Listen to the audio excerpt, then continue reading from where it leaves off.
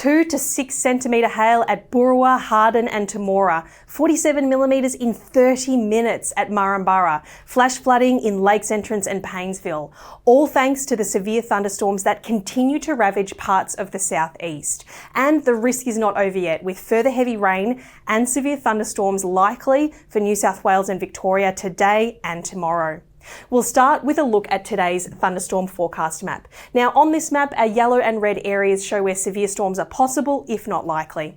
That covers much of central and eastern New South Wales, including Sydney, the ACT and Canberra, and pushes down into much of northern and eastern Victoria as well. Now, in these severe thunderstorm areas, we could see the heavy rainfall that would lead to flash flooding, the large hail and the damaging wind gusts. But we do have a key area of focus today, which is mainly to the west of the New South Wales ranges. In those areas across some of the southern and inland parts of the state, the central west slopes and ranges and parts of the northeast, including parts of the Upper Hunter, we may see high-end severe thunderstorms today. Very dangerous systems that could bring destructive wind gusts in excess of 125 kilometres an hour, giant-sized hail, and locally intense rainfall that could quickly lead to life-threatening flash flooding. Communities throughout the southeast should be aware of today's thunderstorm risks, but particularly to those areas to the west of the ranges.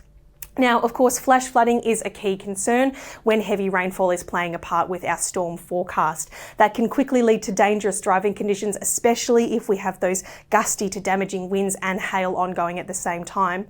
And of course, the winds, hail and rain may all lead to damage of crops and vegetation, trees, and even about your property. So be aware of that risk of extra debris on the roads or about your own property through the course of today, thanks to those thunderstorms.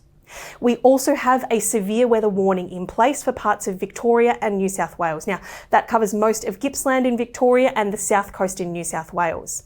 Heavy rainfall in these areas is likely to be a little bit more widespread over the next couple of days. Rainfall totals easily reaching 30 to 80 millimetres, isolated falls up to 120 millimetres possible.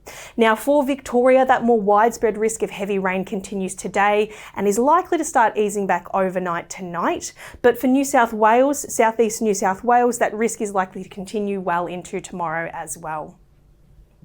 Now, the driving factor of this wet, stormy weather is a low pressure trough lying through New South Wales. That trough is helping to draw in moisture from the north and of the ocean, feeding it into any showers, storms and rain areas that develop. It's fairly stagnant. It's not moving anywhere very quickly, which is why we're seeing this risk of storms and rainfall continuing day after day.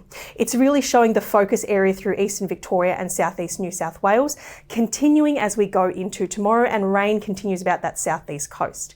As we push towards Tuesday afternoon and Wednesday, however, we are likely to start seeing some clearance in the rain through Victoria as those showers and storms mostly start contracting to northeast New South Wales and southeast Queensland.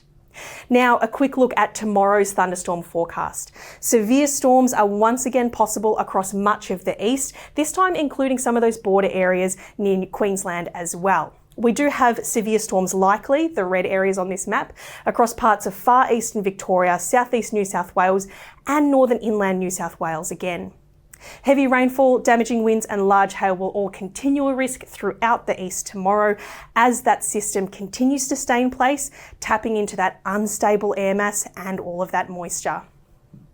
This is a significant risk today and tomorrow, so be sure to stay on top of all of the forecast and warning updates via the Bureau's website and via the Bomb Weather app. Stay safe and we'll catch you next time.